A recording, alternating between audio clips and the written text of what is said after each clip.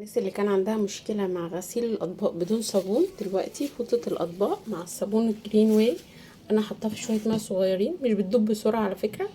يعني دي بقى لها معايا أسبوع تقريبا اهو شغالة بيها. أنا بغسل دلوقتي بيها وبترغي وزي الفل. هوريكم دلوقتي الصابون وأنا برغي بيها. بصوا أنا باخد من شوية المية اللي فيها دولت، باخد شوية مية من اللي أنا حاطة في الطبق فيه مية، شوية مية وصابون اهو. باخد كده مسحة من الصابونة،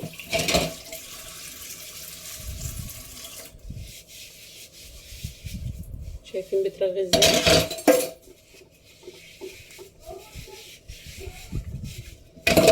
خلاص بقى يعني نفس الفكرة. الناس اللي كان عندها مشكلة مع الصابون مش متعودة انها ترغي تشتغل الليفة من غير صابون، دلوقتي خلاص اخد صابون جرين واي وليفة جرين واي، الموضوع بقى سهل خالص، تشطف بسهولة جدا.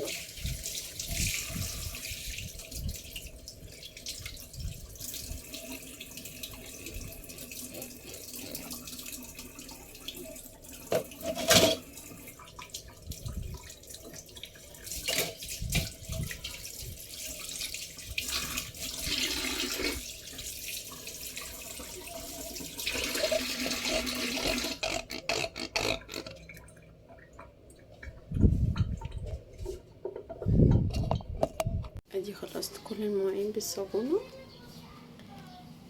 مش هسيب بقى الباقي دوت فيها، هقوم فضياه كده على في الحوض، اشطف بيه الحوض عشان الصابونة تفضل ناشفة برضو، مادام انا مش هغسل بيها ما تدوبش بسرعة. دي فوطة الاطباق القديمة هنضف بيها.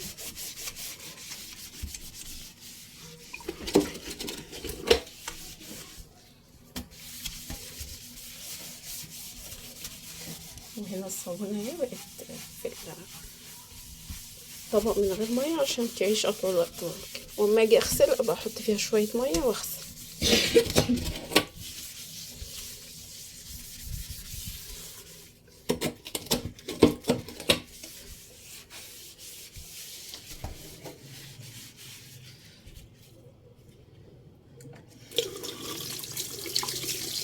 شايفين بسهوله.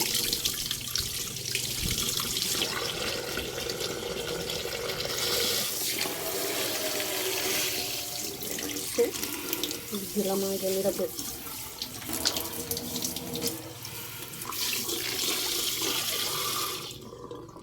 كده انشفه بقى في فوطة الصوص.